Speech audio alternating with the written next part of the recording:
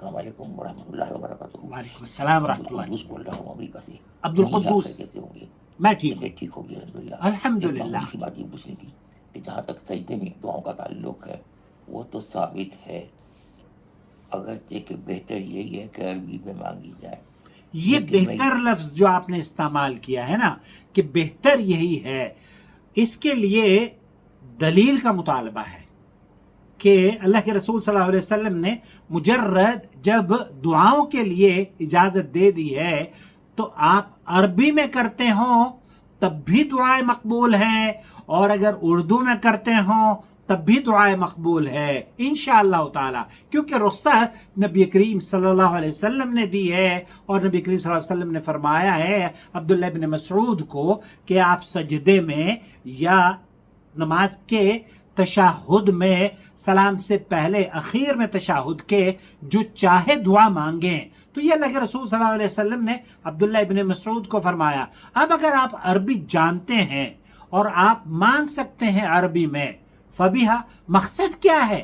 دعا عبادت ہے، اور دعا آپ عربی میں کریں یا اردو میں کریں، دونوں طرح سے عبادت ہے، اور اسے قبول اللہ رب العالمین انشاءاللہ تعالی کرے گا۔ اب معلوم کرنا چاہتا ہوں جی کہ کیا فرض نماز کی جو ہے سجدے، اس میں سجدے ہیں؟ بالکل، فرض نماز ہو، سنت ہو، یا سنت اور نفل دونوں ایک ہی نمازوں کے کو کہا جاتا ہے، ایسا نہیں ہے کہ سنت الگ ہے اور نفل الگ ہے، اور فرض اور واجب دونوں نمازیں ایک ہی ہیں۔ تو آپ فرض نمازوں میں بھی اللہ رب العالمین سے سجدے میں دعا کر سکتے ہیں غیر عربی میں، کیونکہ مجرد عبداللہ بن مسعود کو جو حدیث ہے وہ مجرد رخصت ہے، اور اس میں سجدے کا ذکر ہے، تشہد کا ذکر ہے، یہ ذکر نہیں ہے کہ آپ فرض نمازوں میں ہی پڑھیں گے، بلکہ یہ رخصت عام ہے۔ سماحت الشیخ صالح الفوزان اور شیخ سعد الخسلان اور دیگر اہل ایون شیخ عبدالعزیز بن باز یہ بھی کہا فرمایا کہ آپ اردو میں اگر عربی میں دعا مانگ سکتے ہیں تو عربی میں مانگ لیجیے، کوئی حرج نہیں ہے، لیکن آپ کو اگر عربی میں مانگنی نہیں آتی تو ہم کہیں کہ یہ افضل یہی ہے،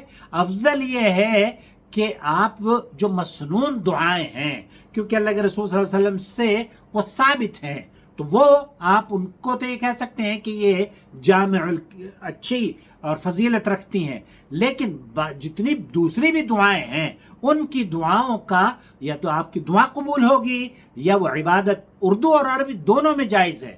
مجھے امید ہے وضاحت ہو گئی ہوگی۔